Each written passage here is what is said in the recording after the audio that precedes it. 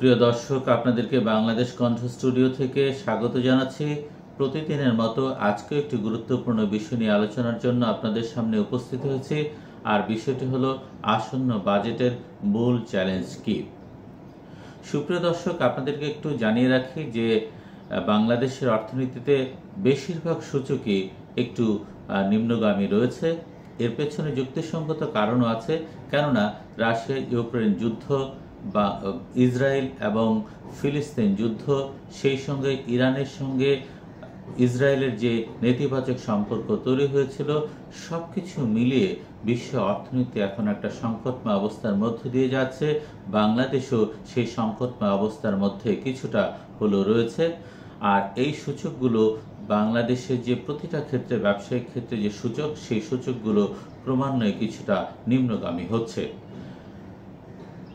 এর মধ্যে সবচেয়ে যে বড় বিষয়টি হচ্ছে উচ্চ মূল্যস্ফীতি দীর্ঘদিন ধরে বজায় আছে, এবং আপনারা জানেন যে উচ্চ মূল্যস্ফীতির কারণে দেশীয় বাজারে যে নিত্য পণ্যের দাম ক্রমে বাড়ছে এবং তা সাধারণ মানুষের ক্রয় ক্ষমতার বাইরে চলে যাওয়ার অনেকটা অবস্থার সৃষ্টি হয়েছে। যারা বাজারে যাচ্ছেন, যারা সংসার পরিচালনা করছেন, তারা বলছেন যে হারে জিনিসপত্রের দাম বাড়ছে, সেই হারে তাদের উপার্জন ক্ষমতা কিন্তু বাড়ছে না। সুতরাং তারা সংসার চালানোর ক্ষেত্রে প্রতিনিয়তই দেখা যাচ্ছে একটা কঠিন পরিস্থিতির মুখোমুখি হতে হচ্ছে। এছাড়া দেশের বাজারে বেশিরভাগ ক্ষেত্রে ডলার একটা চরম সংকট রয়েছে। এই সংকটের কারণে আমদানি রপ্তানি যথেষ্ট রকমের একটা ঝুঁকির মধ্যে আছে।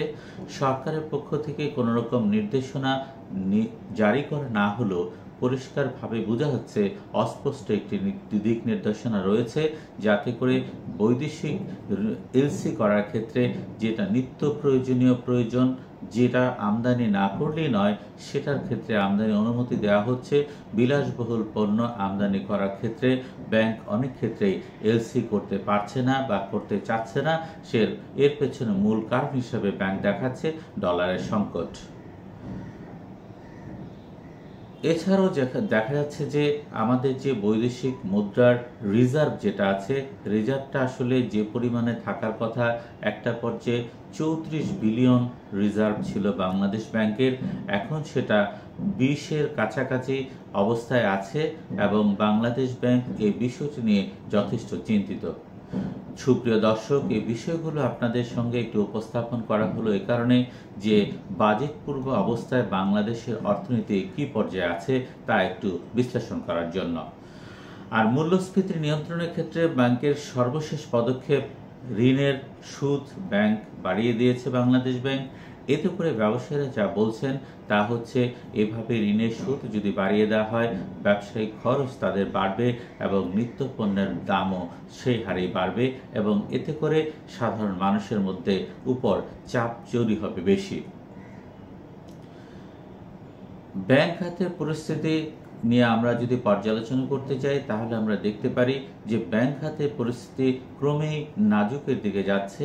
কেননা কিছু কিছু ব্যাংকে ইতিমধ্যে যেগুলো ব্যবসায়িকভাবে সফল হচ্ছিল না, এ সকল ব্যাংকের কার্যক্রমকে যে সকল ব্যাংক খুবই ভালো এবং ক গ্রেডের অবস্থায় আছে, তাদের সঙ্গে একত্রীকরণ করার প্রক্রিয়া ইতিমধ্যেই শুরু হয়েছে।